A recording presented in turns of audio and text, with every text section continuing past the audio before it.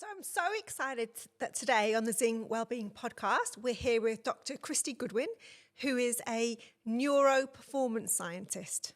It's a mouthful, isn't it? It is a mouthful, but I'm so excited you're here because it's such an important topic we're going to talk about today. Well, we're going to talk about a couple of things, but we're going to talk about the health, wellbeing, gender gap, which I think is, a really important topic, and then we're going to talk about stress. But first, talk to me about your story, what led you here, and why are you so passionate about this subject? So I wish I had a really fancy career trajectory mapped out, but the reality is it was a series of serendipitous life events that really led me to where I am today.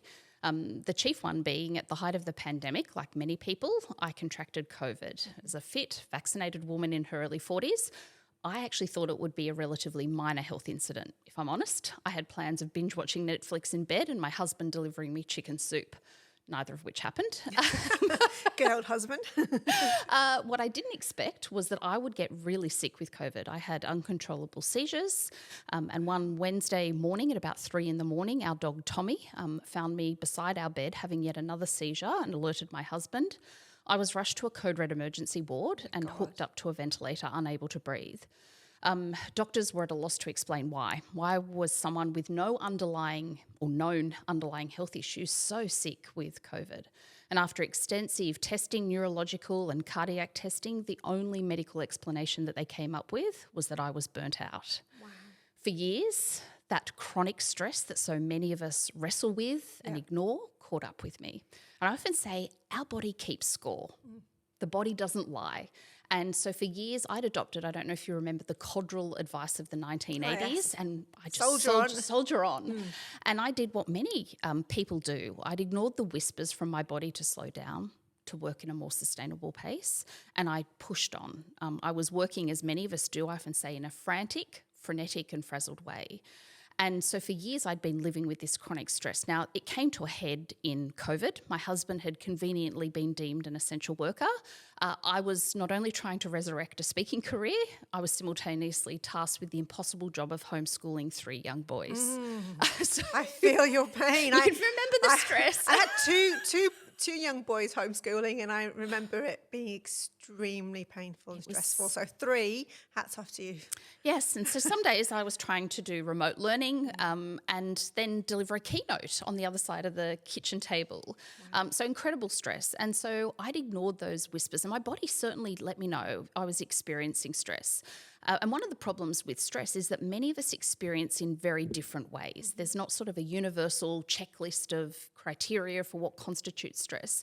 But I knew I was stressed, but I'd ignored it. I kept pushing and pushing and pushing until my body had no other option other than to shut down. As I lay there in that code red emergency ward, I could hear through the paper petition curtain the woman next to me gasping for air, calling out for her daughters. I heard the doctors and nurses not so discreetly saying, I don't think her daughters will get here on time. It was at that moment in time where I was forced to face my own possible mortality. Was I going to face the same thing? Would I go home to my sons, my husband, our dog? Had I almost paid what I call the ultimate success tax? And I think many of us are paying the success tax. We often achieve, incredible levels of performance. At an optics perspective, we're achieving great things, accolades, career success, but we're often paying a tax. Is it our mental health? Is it our physical well-being, our relationships, or the trifecta, or all 3? And I realised that I had been living and working in a way that was completely incompatible with what I call our human operating system, our HOS, how we are designed as humans. And as I lay there in that bed, I actually heard the woman next to me take the final breath of her life. Oh my gosh. It was a moment I will never, emotional thinking about it, I'll never forget. And I lay there and I pledged to myself that if I did make a recovery, I would start living and working in ways that were compatible with my human operating system. I would start living and working in ways that were sustainable. And since that moment in time where I was lucky enough to walk out of that code red ward, I totally transformed how I was living with life. I transformed, I often call it how we dance with stress. I think an inevitable reality in our modern lives is that we've got to learn to deal with stress. We've got to learn to dance with it. And so I've totally changed how I live so that I can achieve the success that I want, but I will never, ever pay that success tax again. And so that was the catalyst for me to do it. That then became, I guess, the impetus for me to share that with other people. How can we get other people living the life that we're meant? I don't know if you've ever read the book 4,000 Weeks. I haven't. Oh, such a good book. I'll put it on my list. Put it on your list.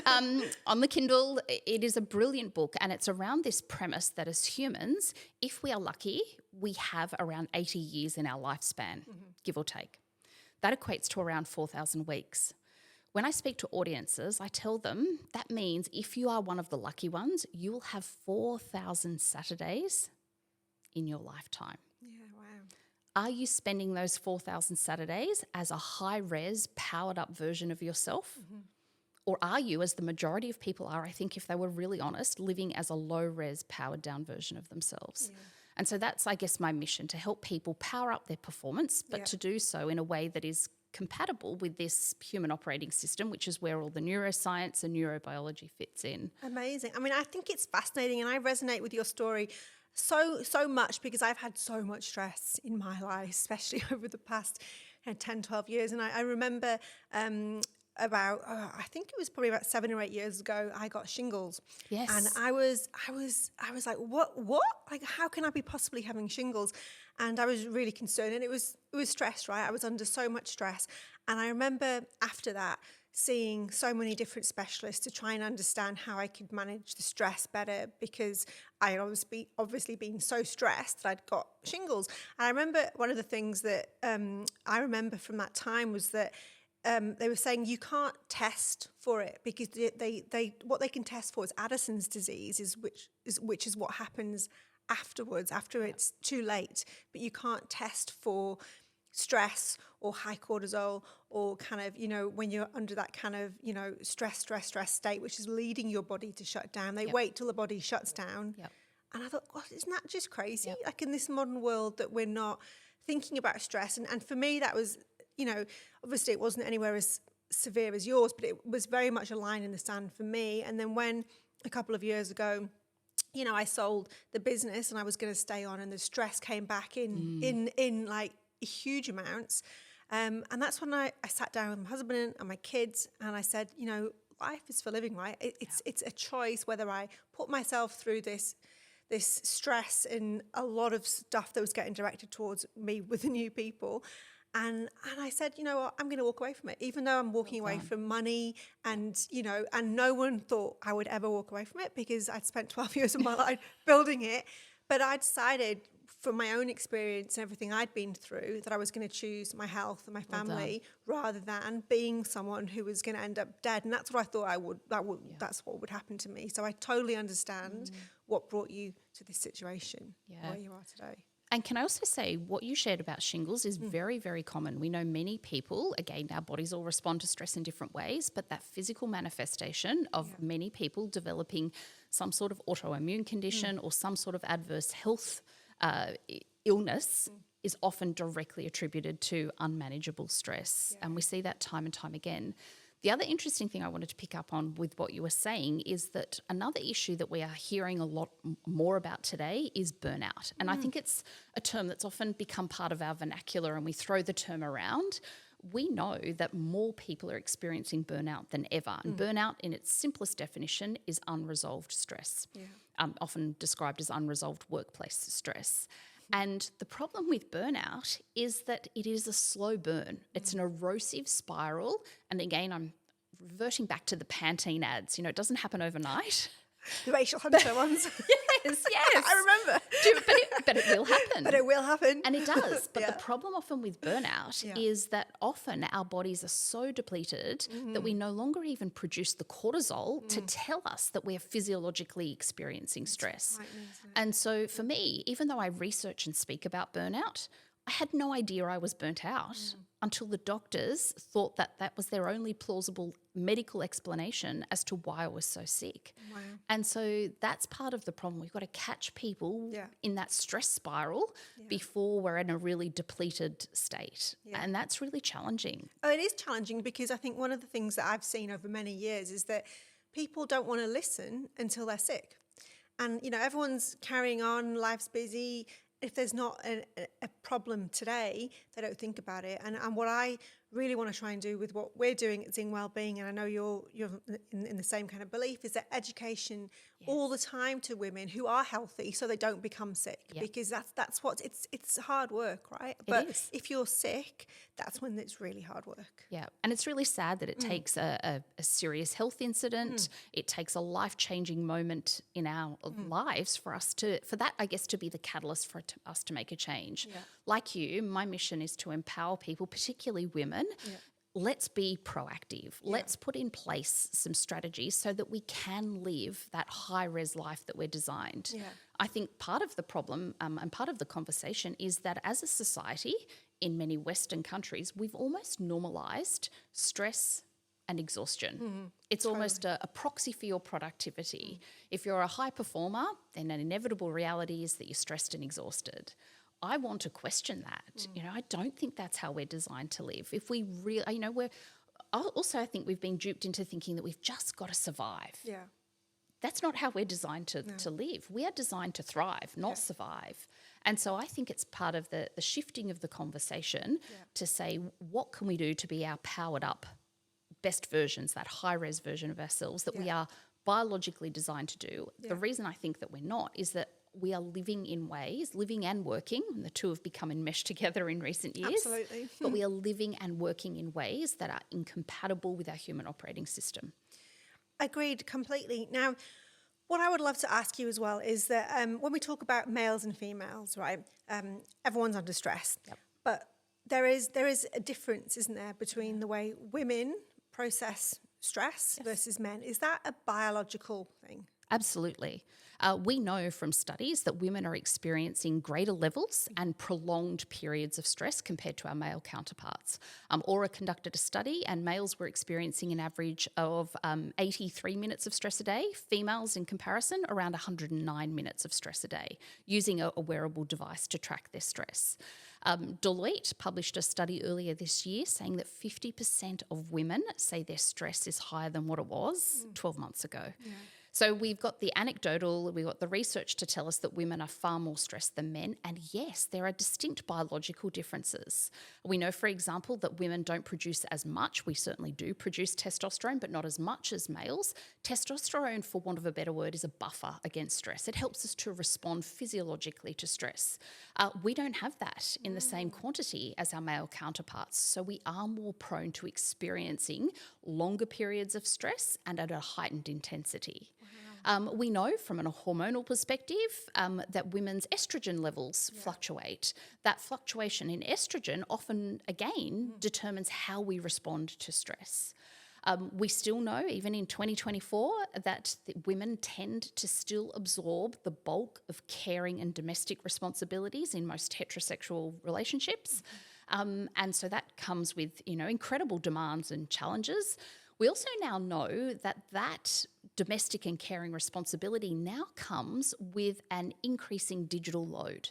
It's the email of the bill that's going to be, debited from your account and the annoying text message to tell you the exact same thing. It's the 48 WhatsApp groups that you're part of if you are a parent. If you've got aging parents, it's the email from the aged care provider. You're in the family group WhatsApp chat to determine what to buy grandma for her 90th birthday. So we see that digital load. There is also, again, in 2024, it is still prevalent, a perception that women are perhaps not as ambitious as their male counterparts in the workplace. So to compensate, a lot of women engage in what we call digital presenteeism. They feel obliged so that it looks like, from an optics perspective, that they are working. They reply to the emails at 11 o'clock at night. They're accepting the Teams meeting at 7:30 in the morning. So there's that increasing, again, digital load that comes that way. Oh, it's awful. I mean, it's shocking. I know that over the past kind of decade, I've employed mostly women, and the majority of them have been mums, and I'm guilty of this too. So I'm exactly the same. But because everyone who's ever worked with me has always worked flexible hours because it's school pickup. Yeah. But what that does mean, and I am guilty, my husband will say I'm probably the worst person for this, is that I'm back on at 7 or 8 o'clock because I'm making up for the time that I've spent doing kid stuff, and it's the same for people who've worked with me. And you know, and I've always seen that as, oh, it's great, it's flexible. We're so lucky that we can work around. But it is putting on stress because people don't get that switch off. Yeah. And we are living, I often say we are now living in ways where we are always on, we are rarely focused, we're never recovered. Yeah. Always on, rarely focused, never recovered. That's not how we're designed as humans. Yeah. And we know, I often go back to our brains and say we cannot outperform our biological blueprint. As humans, despite at how incredibly talented we are, we have some harsh biological constraints that we have to live within. Yeah.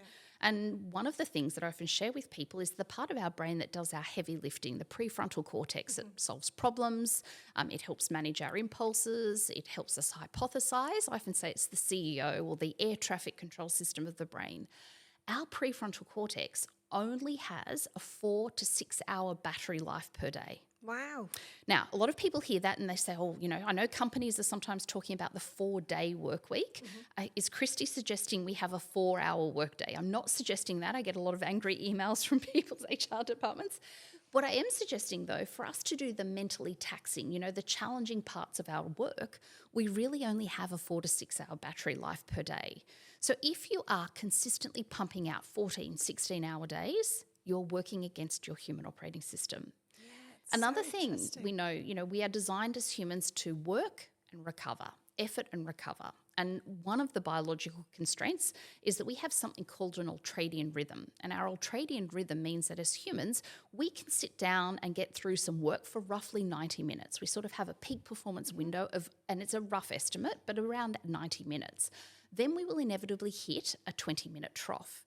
Now, again, you need to try to structure the contours of your day so you can effort for a period. Maybe it's 70 minutes, maybe it's 80 minutes. It's certainly not 6 hours where you just work, and then you go and have a break. So we are designed to sort of work and then recover, work and then recover. And there's some new research telling us that if we take proactive rest, and a lot of high performers find this hard, a lot of women see rest as frivolous.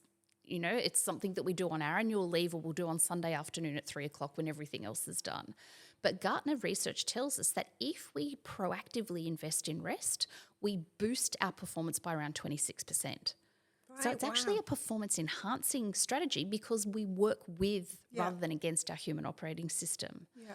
But for many of us, it's a quantum leap in our thinking. Yeah, it's interesting. And when you said about the operating system 4 to 6 hours, how long before that resets? So that's where we need, I often talk about to beat burnout, there's 3 types of breaks we need. Yeah. And I use a coffee analogy. I'm certainly not saying you need to drink caffeine, but use the analogy. So the first type of break, we need a piccolo break. So a little bit like a piccolo coffee. They're small, but they pack a mean punch. Yeah. 2 to 10-minute breaks interspersed throughout your days. You should have several of those. Really good micro habit to implement. The second type of break, we need a tall break. So sometimes the piccolo coffee won't hit the spot. We need that tall coffee. This is where we call it 1 to 2 hours per day where we psychologically detach, at least from our work. And then the grande, the day where the piccolo and the tall coffee just won't hit the sides. We need the big grande coffee. That is where we have at least a half to a full day off per week.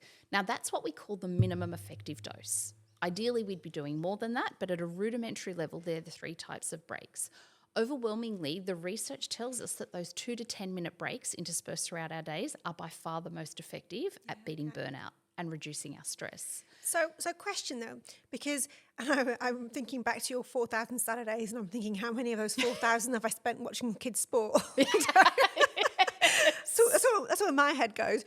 But if you're saying you need that day off a week, and I, again, speak for myself, and I'm sure a lot of women, Saturday and Sunday don't seem to be a break because there's so much stuff going on, and it's either it's kids, it's sport, it's domestic chores, there is no time. Like I don't feel like I get a downtime. Like I'm like crying out for bedtime at 9:30 because that's my downtime. So what does that mean for us? Because if we're detaching from the work, which is, allegedly Monday to Friday, but and then the weekend is stress as well. Is that a different type of stress, or is it compounding? What is happening there? I think it's compounding. Yeah. And this is why I think we're seeing this really pronounced gender wellbeing gap. Yeah.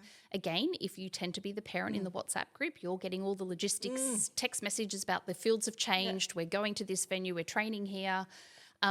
But I also want to remind people that those 2 to 10 minute breaks are really effective. Okay. Often I think we've got visions of, half a day in the day spa. Oh, lovely. Love that. And I'm not saying don't do that. If you've got the opportunity, take it with both hands. But I think we've often tricked ourselves into thinking that we need these really long periods of time.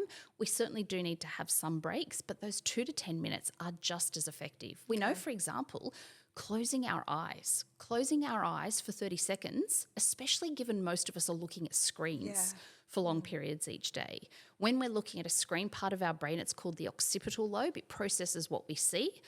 That occipital lobe fatigues really easily. So closing your eyes just for 30 seconds, and you can do it on your Teams or Zoom meeting, just sit still so it looks like your internet has frozen. Closing your eyes for 30 seconds. Helps. We know to bring us back to a stress baseline, and this is where technology is actually making us stressed in often very invisible and subtle ways. So as humans, we are biologically designed to sigh while we're awake for every 5 minutes. It's a natural mechanism to regulate our oxygen and carbon dioxide Like levels. a big sigh. Yeah, not the obvious teenage hand on the hip eye roll, that sigh. But we do 2 inhalations through our nose. Yeah. And we exhale through our mouth. And we're often unaware that we're doing it. At least we should be doing it, and we used to be doing it. However, when our eyes converge on a small surface area like they do on our phones, our laptops or our desktops, we do not sigh anywhere near as much. And so when we do not sigh when we're looking at a screen, we're in that elevated stress state. They have studied a condition called email apnea. So when we go into our inboxes, we literally hold our breath, we dump a whole lot of cortisol, our heart rate accelerates, we have a physiological response. And then we've all got that one colleague, client, you see the sender and you're like, oh.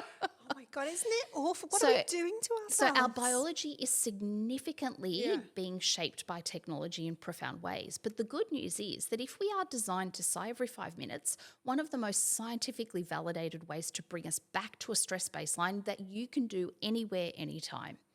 That you can do it on the side of the football field if you're there, stuck in traffic when you're running late to school pickup. That's stressful. On that awkward Teams meeting, sighing 2 to 3 times will bring us back to a stress baseline. Wow. And so I think I want to challenge that assertion that we do, and we, where we can, we do need those tall breaks and those grande breaks. But don't forget that we often dismiss those little micro breaks as well. Those piccolo breaks can really have a profound impact. Oh, I love it. I think that's fantastic because I watch a lot of sport with my kids and it's so stressful. That elevates my stress because it's awful. I'm like, this is such a bad thing for me to do. It makes me even more stressed. Unless they win and I'm like, I'm all good then. Yeah. But one of the things I wanted to ask you about, and I read a piece that you wrote, which I thought was so interesting. All of your stuff's so interesting, but I particularly like this, was that, we can't really stop the stresses around us because it's life, right? And as life's become busy, and if we're juggling so many things, it's difficult not to kind of have that stress. But what we can do is, yes, there's the traditional things that I think a lot of us know about, which is the breathing and the meditation and things like that. But what I found fascinating was the physical ways we can reduce stress, and where you wrote about some evidence which showed a part of the brain which controls the will. In obese people, that is a small part of the brain, whereas in the elite athletes, it's the large part of the brain because they do things that are hard physically, which then prepares the body to handle stress better. Yes. I think that's incredible. So I often say, and stress gets a really bad rap. Yeah. Let's be honest, we've often been told we should avoid stress, it's detrimental. Yes, chronic stress is. Yeah. But we are biologically designed as humans to cope with stress. I think we've forgotten that. Yeah. We are designed, however, for short bursts of stress, and we are designed to close out or resolve the stress cycle. So in years gone by, a tiger chased us, we would have run into a cave, short burst of stress, we complete the stress cycle. But in our always on, digitally demanding worlds that we've now all inherited, we are always often in this elevated stress state. We very rarely have short bursts of stress, and so that chronic stress is really detrimental. And so I say for humans, for us to flourish in this world where we will, it's, you know, an inevitable reality in the modern era that we live in, we will experience stress. I think there's 3 things that we have to do. The first thing, we have to reduce the little micro stresses in our lives. You know, turning off notifications. I often say to people, bundle or batch your notifications rather than dribbling in and distracting you throughout your day. One of the reasons is that we have ancient Paleolithic brains. We have brains that are biologically designed to go and forage, hunt, and get information. But when we're constantly getting pings and dings coming to us, unsolicited pings and dings, and constantly, it tricks our brain into thinking they're urgent and important. So turning off notifications, closing our eyes where we can, doing the sighing, like just reducing the little things that stress us out. The second thing we have to do is we have to build our tolerance to stress. We have become accustomed as humans to very rarely today experiencing physical stress. We avoid it. We're hot, we flick on the air conditioner. Which is what I just mentioned, right? You said about that part of the brain, which I think is incredible. Yeah, we're cold, we flick on the heater. We're hungry, we order Uber Eats. We're living in an age of instant gratification. And so when we are ill-equipped to deal with physical stress, we're often ill-equipped to deal with psychological stress. So what can we do to develop our tolerance to stress? And this is why I know many of your listeners probably would have heard of ice baths and cold showers and swimming in the ocean or the lake during winter months. There is solid science behind that. We know, for example, that a 30 to 60-second cold shower will give us between a 250 to 500% increase in dopamine, norepinephrine, and epinephrine. Wow. They're neurochemicals, I say, that do the 2 Fs. They make us feel good afterwards. The cold shower is never pleasurable. I have a lot of people saying it's awful. Yes, it is awful. It helps you feel good, and it also puts you in an alert, focused state. It activates your hypothalamus. So but it's hard, right? It's hard. So we're pushing our body to do something physically hard, and that's helping us become stronger. Exactly. So we're developing that stress tolerance. We know vigorous physical activity, another really great way for us to challenge ourselves physically so that we are better equipped to deal with those psychological stresses. So that's the second thing, building that tolerance or capacity to hold stress. And the third one is, how do we become resilient? How do we respond, not react to stress? Is it doing the breathing? Is it closing your eyes? We know, being in close proximity, human connection, our brains make oxytocin, which is the social bonding hormone, when we're in close proximity with people. If we were having this conversation on Zoom, our bodies would not be making the oxytocin. We instead, even if we were having this identical conversation right now, our bodies would be producing cortisol. Because being online, our eyes converge. There's the lack, I only see the truncated postage stamp view of you. I don't get the body language and all the little hidden gestures. So how do we build our capacity to respond to stress? Is it, time in sunlight? Another really simple thing that we've forgotten to do is to go for a walk. When we walk, we create optic flow. So things move past our eyes. When things move past our eyes, it quietens down part of the brain called the amygdala. The amygdala is our worry center. It's almost like the emotional thermostat of the brain. This is also why we often have great ideas when we go for a walk or we solve a complex problems, because those things move past our brain. So the good news is, as you said, there's unique regions of the brain. We can build up regions of the brain that mean we can be more adept at responding to stress. So the good news is that we can train our body to deal with more stress and to respond, not to react to stress. And I love that part, because I think that for a lot of women, and I'm in that boat too, when you hear about people go, oh, stress, I'm like, well, I don't know how I'm going to ever get less stress because my life's crazy. But I think that if we can learn, like you said, to build our resilience and deal with that stress, that's like the magic bullet, I guess, It to is. go, how do we maintain that our health? Because obviously this prolonged chronic stress has diabolical consequences. It does, and it is estimated that 70 to 90% of all GP visits are in some way stress related. Wow. Like, this is almost the foundational piece. If we want to thrive as humans, if we want to live this high-res life, then learning how to manage stress is almost like a super skill. And I also think if you have a caring role, if you're a parent, this is a skill we've got to cultivate in our young people. We know, mental health issues are rising with young people, and screens are often blamed. It's often not the direct cause, it's what our screen use is displacing. We're not moving as much as what we used to. We're far more sedentary. We're not getting as much sleep. And we know there is a very intricate relationship between sleep and stress. And we also know we're not getting as much human connection. Everything's text-based or screen-based. It's the displacement of those rudimentary human needs. So there are things that we can all put in place, I think, to learn to dance with stress in a better way. Yeah, amazing. Well, this has been so fascinating. Thank you so much for coming on. And I think that just the best thing is that everyone listening to this can really have a positive impact on their own health and life by managing the stress and by building up resilience to actually cope with stresses, because it's going to happen. Absolutely. Amazing. Thank you It so was a pleasure. much. Thank you for having me.